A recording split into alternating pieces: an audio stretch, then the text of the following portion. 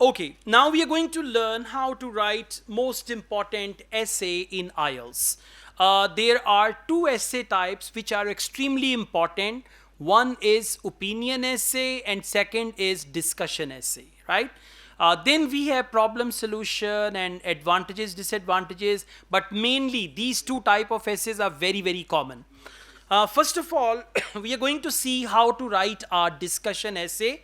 So then we will go through one discussion essay as well, and I'll elaborate each and everything, right? For essay writing, we've got this book, and in this book, we've got this essay number 23, which we are going to go through.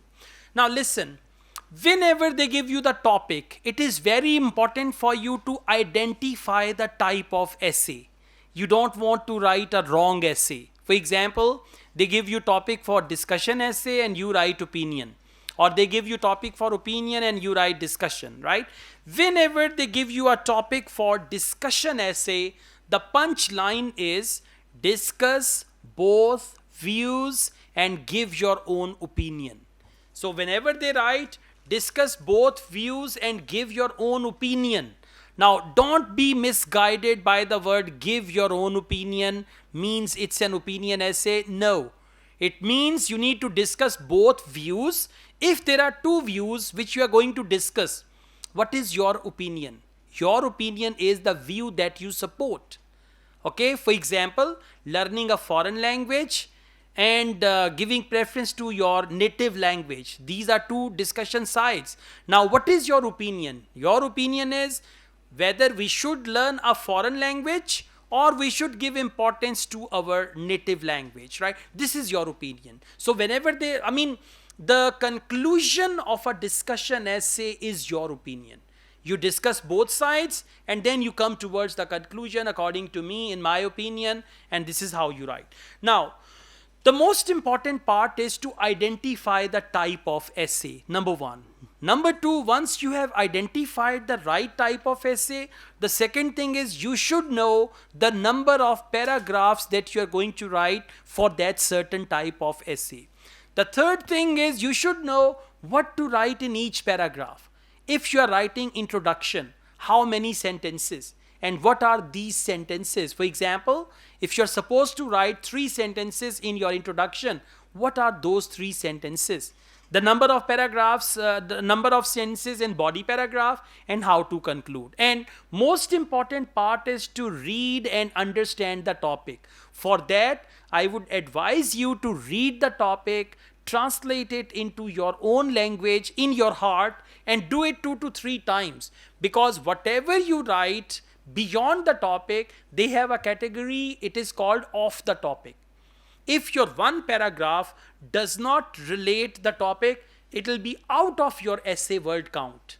They will take it as off the topic. One paragraph off the topic, now remaining 3 paragraphs, so your band score will go down substantially. So it's very important to understand the type of essay and the topic of essay so that whatever you write, you are on the track. Now we are going to read this.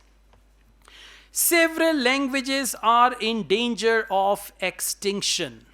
Now we ponder upon that. Several languages, like there are many languages in the world and they are in danger of extinction. Extinction means they are dying out. They are finishing completely. Okay?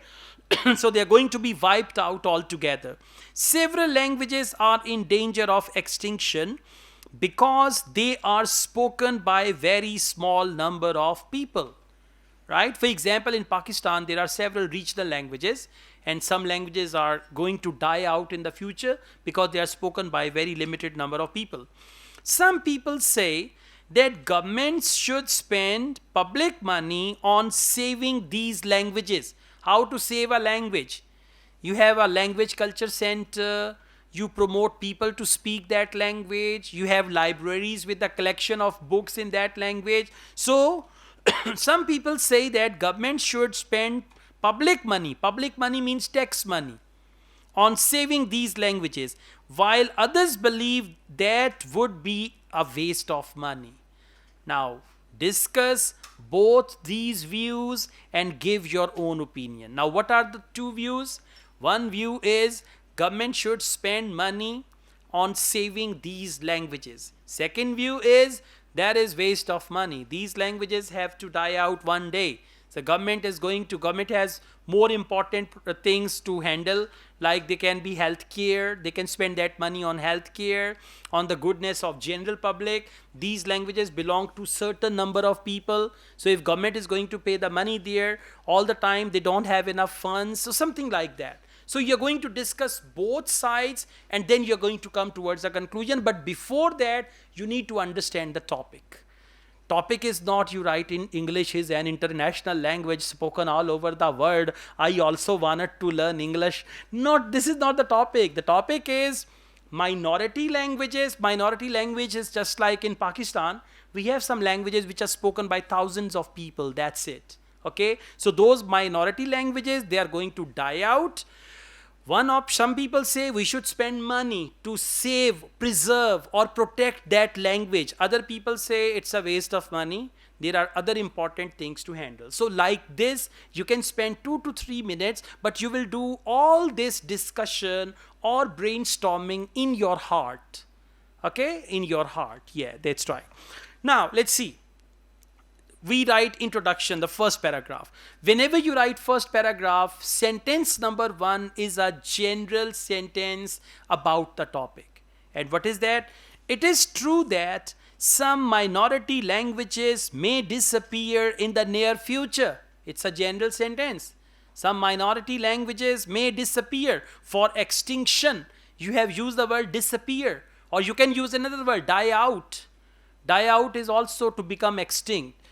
In the future, although it can be argued that governments could save money by allowing this to happen, I believe that these languages should be protected and preserved. Now, in the first paragraph, 2 sentences, we are clear. There is a general sentence about the topic, and in the second sentence, the writer has given his opinion. And what is his opinion?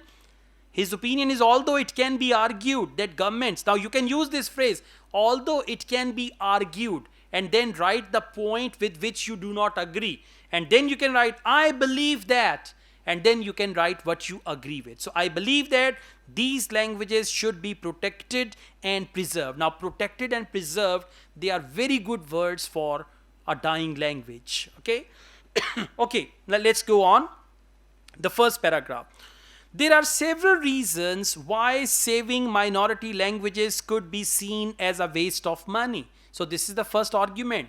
As some people say, it's a waste of money. So what are the reasons for that? And by the way, you're supposed to discuss both sides.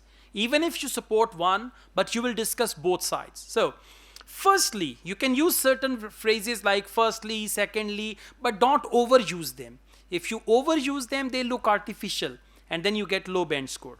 Firstly, if a language is only spoken by a small number of people, then there is comma. Expensive education programs will be needed to make sure that more people learn it, and the state will have to pay for facilities, teachers, and marketing. This is the first argument. This money might be better spent on other public services. Now, other public services can be transport, health, and other things like that. Secondly, now have you noticed? Firstly, and now secondly. Secondly, it would be much cheaper and more efficient for countries to have just one language. Governments could cut all kind of costs related to communicating with each minority group. So if there are more languages, you have textbooks, you have the curriculum, you have certain teachers and all that. So these are 2 arguments, and now we move on to the next one.